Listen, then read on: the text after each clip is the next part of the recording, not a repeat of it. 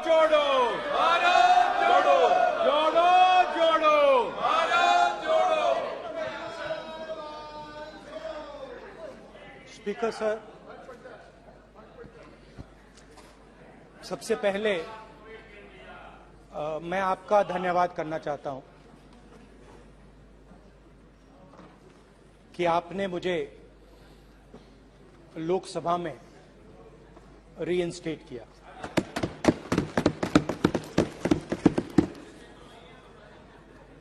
और पिछली बार जब मैं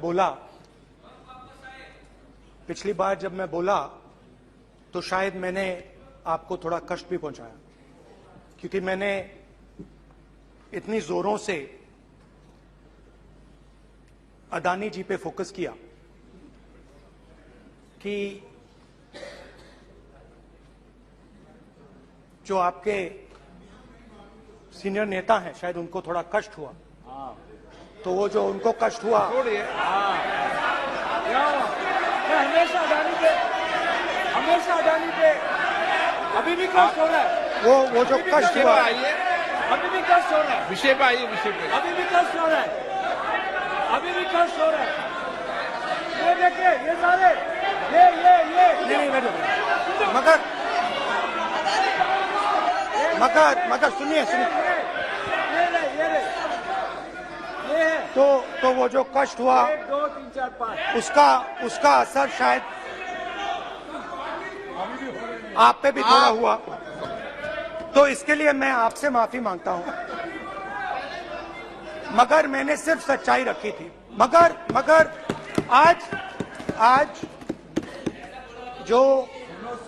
जो मेरे बीजेपी के मित्र हैं, आज आपको डरने की जरूरत नहीं है, डरो मत, क्योंकि आज जो मेरा भाषण है, डरो मत, और आप डरो मत।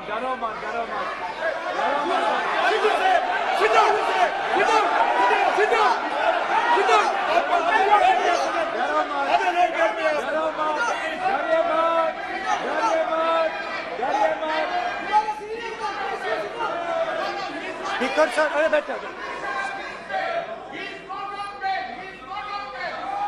ब्रदर तो आज कोई घबराने की जरूरत नहीं है। आज मैं अपना भाषण, मेन जो भाषण है वो अदानी जी पे नहीं बोलने जा रहा हूं। आप छोड़िए, तो आप रिलैक्स कर सकते हैं, आप शांत रह सकते हैं, क्योंकि मेरा भाषण आज दूसरी डायरेक्शन में जा रहा है।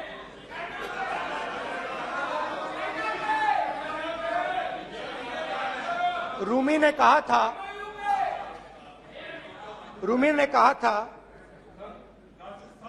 जो शब्द दिल से आते हैं वो शब्द दिल में जाते हैं। तो आज मैं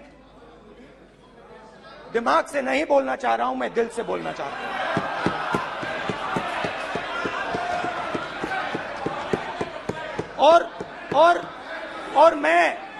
और मैं आज आप लोगों पर इतना आक्रमण नहीं करूंगा। मतलब एक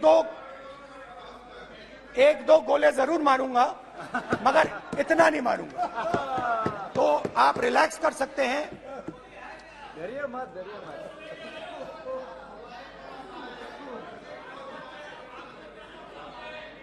अरे रक्षा मंत्री जी आज संभाल लेंगे आप लोग।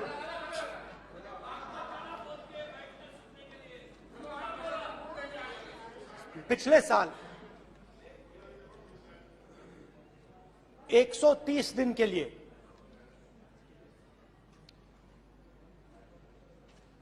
मैं भारत के एक कोने से दूसरे कोने तक गया।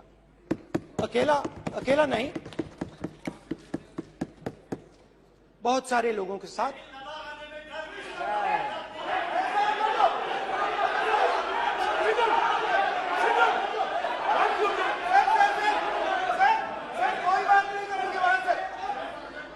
सर ये हमारा टाइम खत्म करने का साजिश है प्रधानमंत्री बोलेंगे ऐसे ही होगी सर।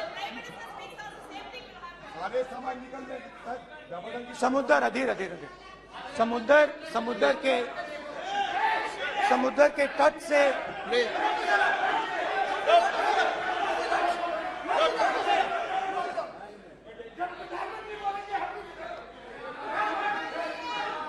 माननीय सदस्य प्लीज प्लीज ऐसे धमकाने का बाकी मत बोलो यहाँ पे।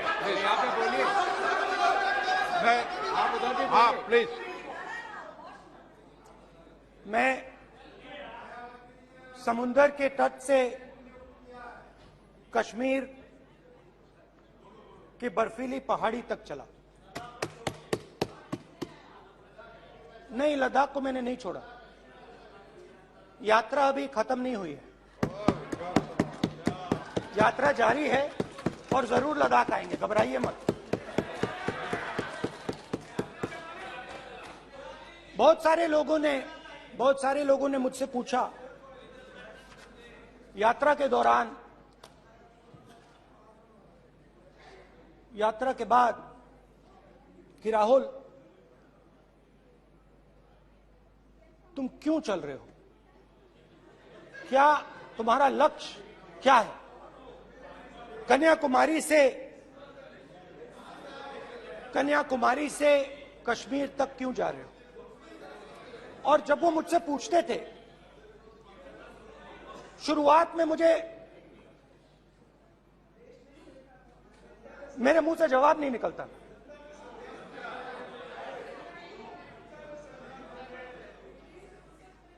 शायद मुझे ही नहीं मालूम था कि मैंने ये यात्रा क्यों शुरू की।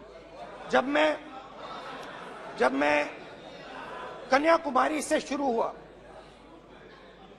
मैं सोच रहा था मैं हिंदुस्तान को देखना चाहता हूं, समझना चाहता हूं, लोगों के बीच में जाना चाहता हूं, मगर गहराई से मुझे मालूम नहीं था।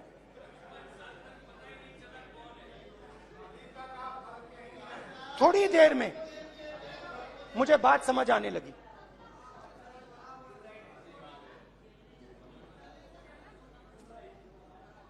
जिस चीज से मुझे प्यार था, जिस चीज के लिए मैं मरने को तैयार हूं, जिस चीज के लिए मैं मोदी जी की जेलों में जाने को तैयार हूं, जिस चीज के लिए मैंने 10 साल हर रोज गाली खाई, उस चीज को मैं समझना चाहता था। ये है क्या जिसने मेरे दिल को इतनी, भाई आप रनिंग कमेंट्री बंद करो नहीं तो हम भी चालू करेंगे। सुनने का अपने धैर्य रखो। जिस चीज ने मेरे दिल को इतनी मजबूती से पकड़ रखा था, उसको मैं समझना चाहता। शुरुआत में जैसे मैंने शुरू किया, सालों से मैं हर रोज 8-10 किलोमीटर दौड़ता हूं, तो मेरे दिमाग में था कि अगर मैं 10 किलोमीटर दौड़ सकता हूं तो 25 किलोमीटर चलने का क्या मतलब, कोई बड़ी बात नहीं। ये मैंने सोचा था। आज मैं उस भावना को देखूं तो वो अहंकार था कि मैं ये कर सकता हूं, ये कुछ नहीं है। तो मेरे दिल में उस समय अहंकार था।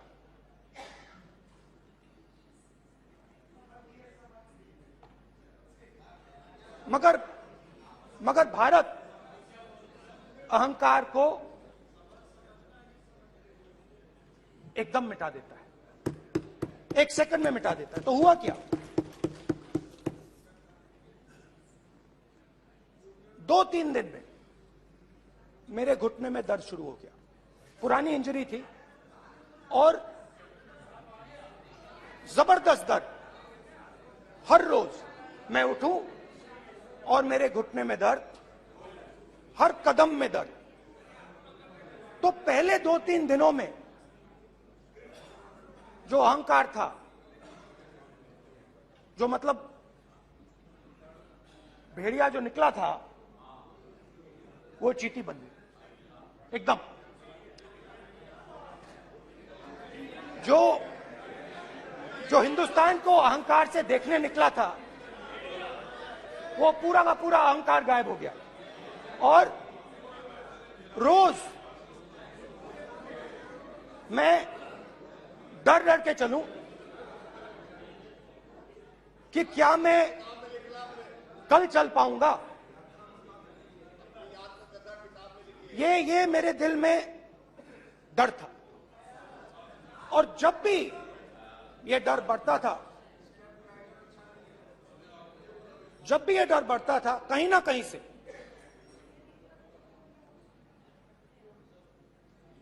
कोई ना कोई शक्ति मेरी मदद कर देती।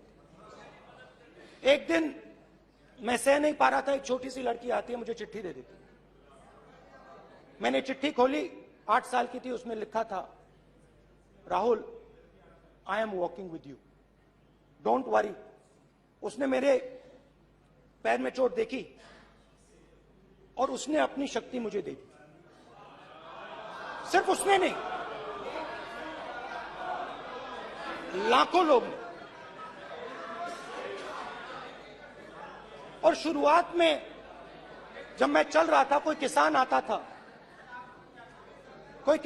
था, मैं एकदम पहले उसको अपनी बात बताता था कि आपको ये करना चाहिए, आपको इस प्रकार से काम करना चाहिए। मगर इतने लोग आए, हजारों लोग आए, कि थोड़ी देर में मैं बोल नहीं पाया। जो मेरे दिल में बोलने का डिजायर था, वो बंद हो गया। बोल ही नहीं पाया, क्योंकि इतने लोगों से बोलना था। और एक सन्नाटा सा छा गया, भीड़ की आवाज थी, भारत जोड़ो, भारत जोड़ो, भारत जोड़ो। और जो मेरे से बात करता था, उसकी आवाज में सुनता गया।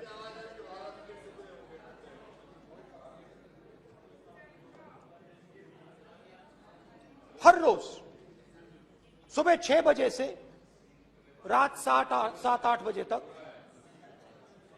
आम आदमी, गरीब, अमीर, बिजनेसमैन, किसान, मजदूर, सबकी आवाज।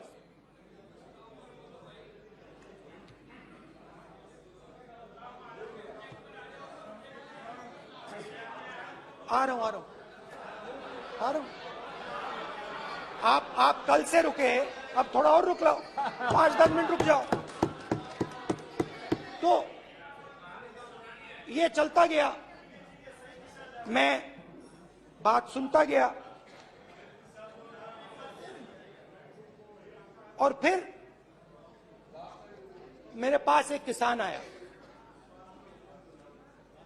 और किसान ने हाथ में रुई पकड़ी हुई थी, और उसने मुझे कहा, अध्यक्ष महोदय, उसने मुझे कहा, मेरी आंख में देखकर उसने मुझे अपना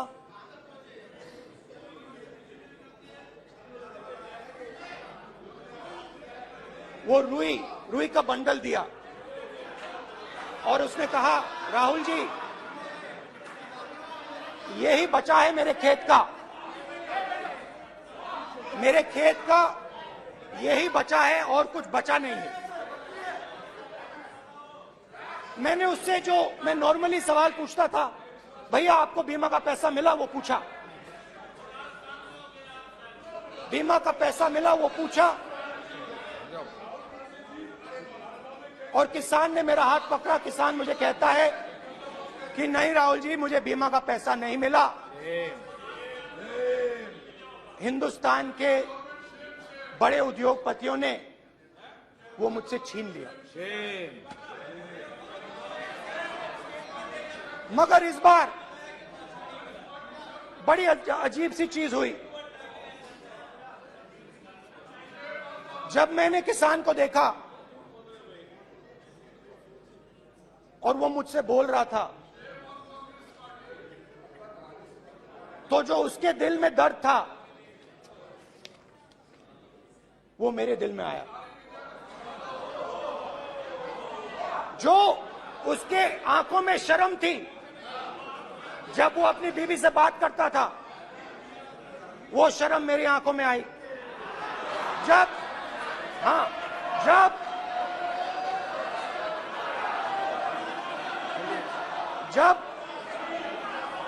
उसकी जो भूख थी वो मुझे समझ आई।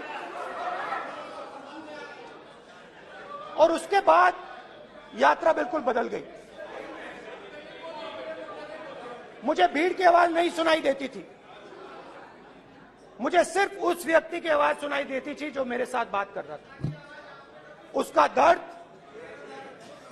उसकी चोट, उसका दुख, मेरा दुख, मेरी चोट, मेरा दर्द बन गया। समझने की कोशिश करो।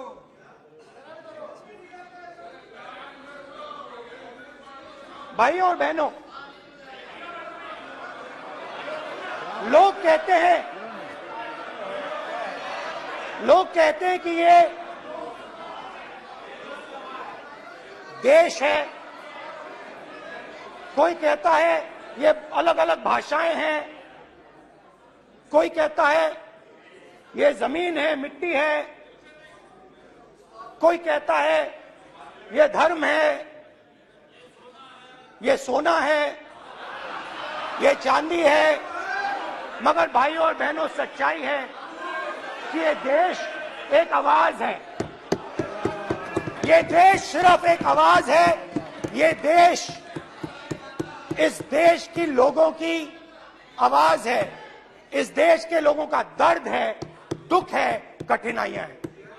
और अगर हमें इस आवाज को सुनना है तो हमारे दिल में जो अहंकार है, हमारे जो डिजायर्स हैं, हमारे जो सपने हैं, उनको हमें परे करना पड़ेगा। जब हम अपने सपनों को परे करते हैं तब हमें हिंदुस्तान की आवाज सुनाई देती है, तब तक हिंदुस्तान की आवाज हमें नहीं सुनाई देती। अब आप कहोगे ये बात मैंने नॉन कॉन्फिडेंस मोशन में क्यों रखी? इसका क्या मतलब है कि भारत एक आवाज है, भारत लोगों का दुख है, भारत लोगों का कष्ट है, मुश्किलें हैं। क्योंकि भाइयों और बहनों,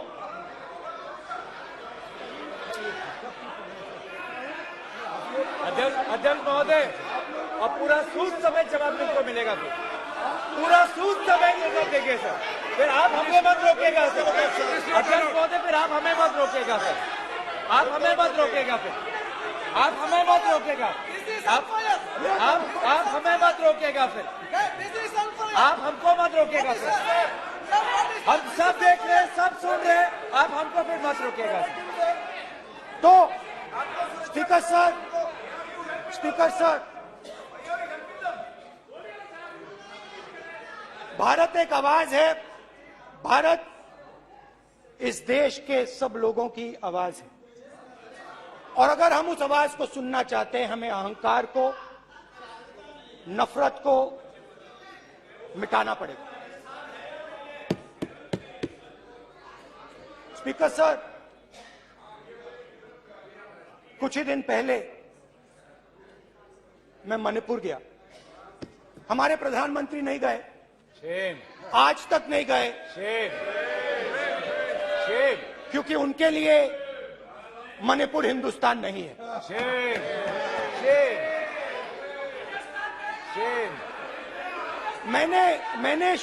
मैंने मणिपुर शब्द प्रयोग किया, मगर आज की सच्चाई यह है कि मणिपुर नहीं बचा है। मणिपुर को आपने दो भाग में कर दिया है। मणिपुर को आपने बांट दिया है, तोड़ दिया है। मैं मणिपुर में रिलीफ कैंप्स में गया। रिलीफ कैंप में आज जा रहा हूं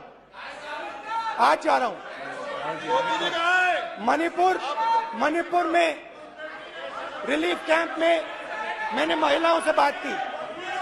ठीक है सर, अब आप हमको मत रोकेगा। It's not fair. आप हमको मत रोकेगा। You tolerate insults. Sir, Don't allow this. पूरा टाइम No, देंगे। sit down. पूरा टाइम देंगे। Why you always hooligan? कल देखेंगे। प्रधानमंत्री की बात नहीं करेंगे सर, प्रधानमंत्री की बात नहीं करेंगे सर ऐसे।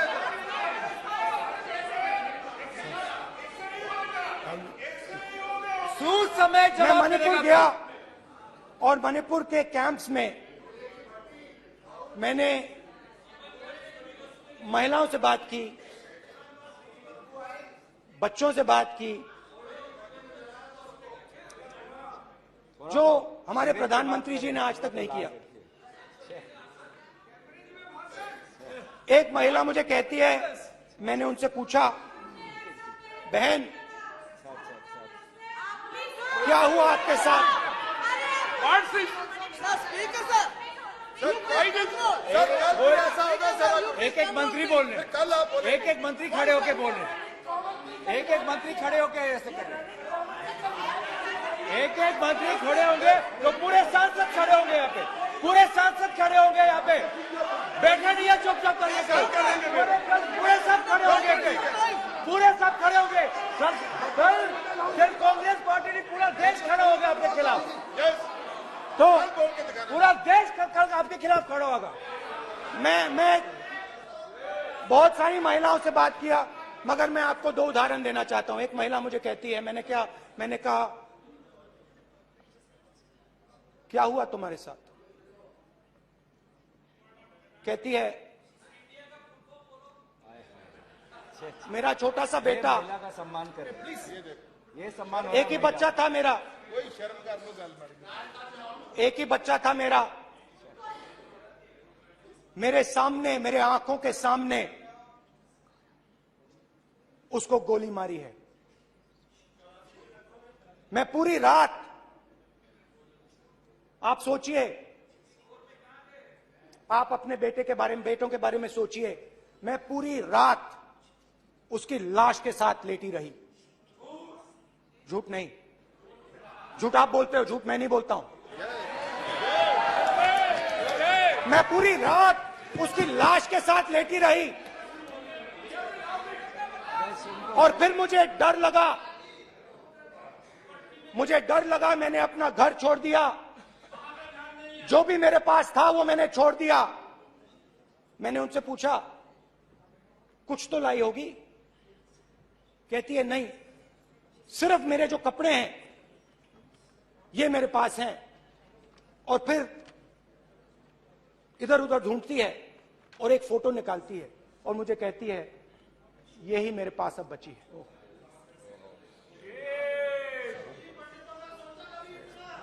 एक और उदाहरण, दूसरे कैंप में मैं, एक महिला मेरे सामने आती है, मैं उससे पूछता हूं, तुम्हारे साथ क्या हुआ? क्या हुआ तुम्हारे साथ? और जैसे ही मैंने ये सवाल पूछा,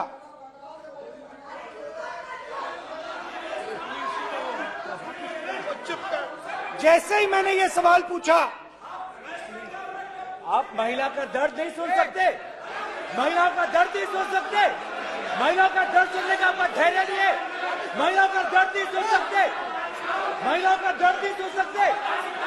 जैसे ही मैंने उससे ये सवाल पूछा, बैठो, जैसे जी सर,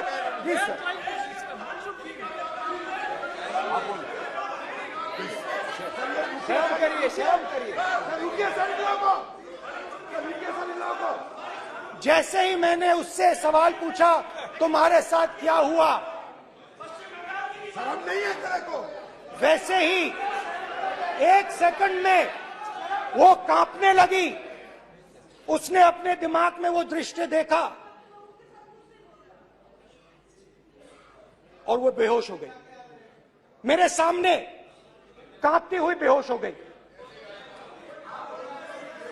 तो ये मैंने आपको सिर्फ 2 उदाहरण दिए हैं। स्पीकर सर, इन्होंने मणिपुर में हिंदुस्तान की हत्या की है। सिर्फ मणिपुर की नहीं, हिंदुस्तान की हत्या की है। इनकी राजनीति ने मणिपुर को नहीं, हिंदुस्तान को मणिपुर में मारा है। हिंदुस्तान को कत्ल किया है, हिंदुस्तान का मर्डर किया है मणिपुर में।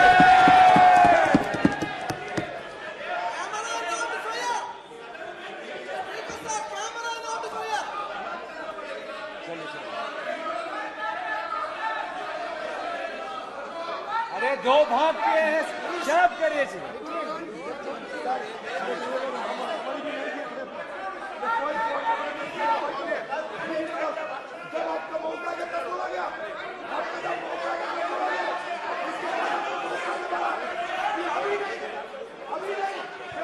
माननीय सभी सदस्यों से कहूंगा शांति रखें, प्लीज प्लीज।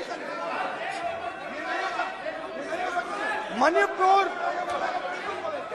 हाँ क्या बोल रहे हैं? अब बोलिए। एक अरे भाई क्या बात है?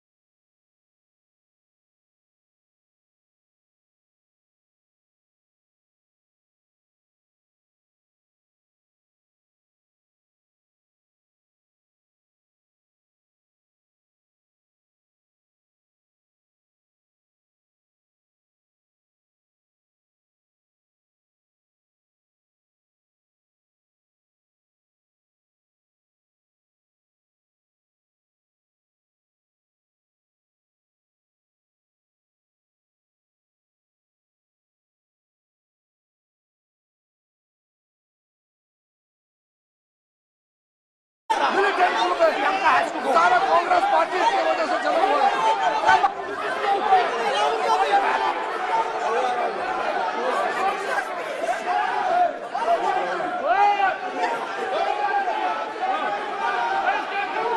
ओके, बैक आजा, बैक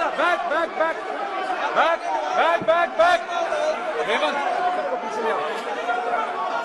बैक हाईवे हो गया प्रतापन हो गया। आप भाषण नहीं सुनना चाहते हैं? आप भाषण नहीं सुनना चाहते? प्लीज बैठिए, प्लीज बैठिए,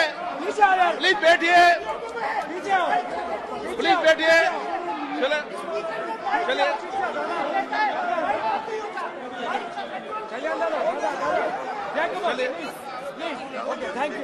थैंक यू।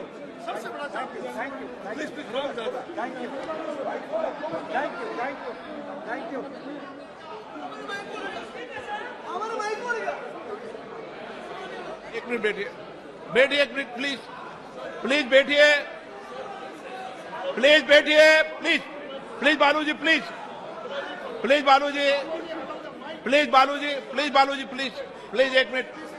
एक मिनट प्लीज बैठिए। माननीय सदस्यगण, ऐसे नहीं सकते। जिस तरीके का व्यवहार आप टेबल पर आकर कर रहे हैं, इस तरीके से सदन नहीं चलेगा। ये तरीका ठीक नहीं है। जब मैंने किसी को कहा है तो कहा है, ऐसे सदन नहीं चलेगा। आप सदन नहीं चलाना चाहते, अलग बात है। आप अपनी बात कहिए, गलत तरीका ये। नो, ऐसा सदन चलने वाला नहीं है। जो माननीय सदस्य टेबल पर आए उनके खिलाफ कार्रवाई होगी। प्लीज बैठिए, आप भी बैठिए। माननीय मंत्री जी, भारत प्लीज बैठिए। भारत सदन है, माता, प्लीज बैठिए, भारत माता, प्लीज बैठिए। Please brother. मैं बहुत शांति से सुन रहा हूं, इसका तरीका ये नहीं है उचित हो कि आप टेबल पर आए। नहीं, गलत तरीका ये। आप जैसे मैंने माननीय sir please please brother please भैया पानी लो। जैसे मैंने भाषण के शुरुआत में बोला, भारत एक आवाज है, भारत हमारी जनता की आवाज है, दिल की आवाज है। उस आवाज की हत्या आपने मणिपुर में की। इसका मतलब भारत माता की हत्या आपने मणिपुर में की।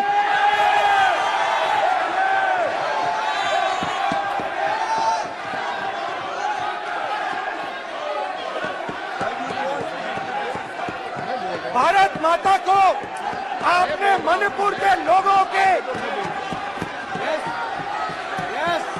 मारा, आपने मणिपुर के लोगों को मारकर भारत की हत्या की है। आप देशद्रोही हो, आप देशभक्त नहीं हो, आप देश प्रेमी नहीं हो, आप देशद्रोही हो। आपने देश की हत्या मणिपुर में की।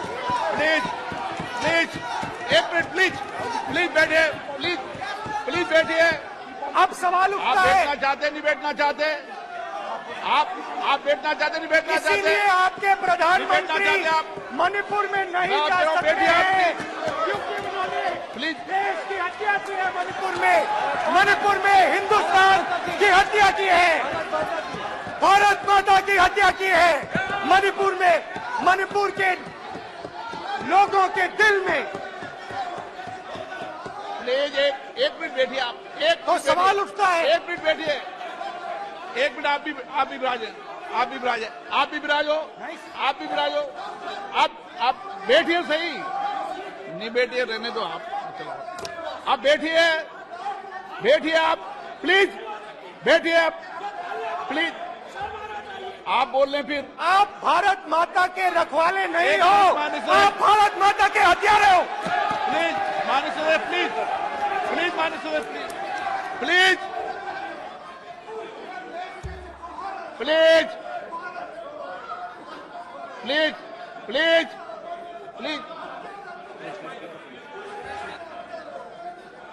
देखिए माननीय सदस्यगण, प्लीज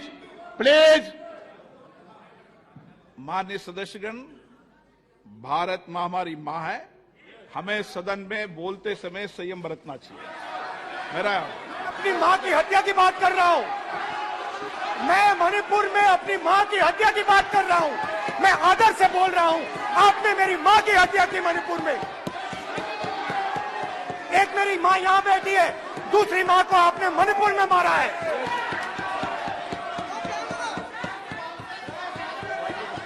और हर रोज जब तक आप हिंसा को बंद नहीं करोगे, तब तक आप मेरी मां की हत्या कर रहे हो।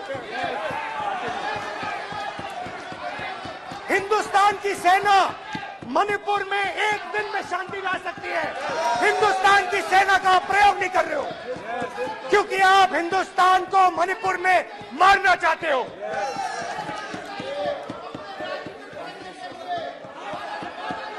तो अगर नरेंद्र मोदी जी हिंदुस्तान की आवाज नहीं सुनते हैं, अगर हिंदुस्तान के दिल की आवाज नहीं सुनते हैं, तो किसकी आवाज सुनते हैं? दो लोगों की आवाज सुनते हैं। इसकी आवाज सुनते हैं, इसकी आवाज सुनते हैं, माननीय सदस्य, और इसलिए सुनते हैं। नो एक गलत तरीका माननीय सदस्य, देख लीजिए गलत तरीका है। अडानी जी के लिए मोदी जी ने क्या काम किया है, देख माननीय लीजिए। सदस्य, आप ये पहले आपको और ये बाद में। गलत तरीका आपका, माननीय सदस्य आपका गलत तरीका है। आप सीनियर सदस्य हैं, आप इस तरीके का व्यवहार सदन में मत करिए। आप बात करिए, लेकिन इस तरीके से पोस्टर लाना ये उचित नहीं है किसी तरीके से। रावण दो लोगों की सुनता था, रावण दो लोगों की सुनता था, मेघनाथ और कुंभकर्ण। वैसे ही नरेंद्र मोदी दो लोगों की सुनते हैं, अमित शाह और अडानी। भाई और बहनों, लंका को हनुमान ने नहीं जलाया था, लंका को रावण के अहंकार ने जलाया था। प्लीज माननीय सदस्य, आप संयमित बोले। आप ये सदन है, आप तरीके से बोलिए माननीय राम सदस्य। ने रावण को नहीं मारा था, रावण के अहंकार ने रावण को मारा था। आप पूरे देश में केरोसिन फेंक रहे हो, पूरे देश में आप केरोसिन फेंक रहे हो। आपने मणिपुर में केरोसिन फेंकी और फिर चिंगारी लगा दी। अब आप हरियाणा में कर रहे हो, पूरे देश को आप जलाने में लगे हो। आप पूरे देश में भारत माता की हत्या कर रहे हो। धन्यवाद स्पीकर।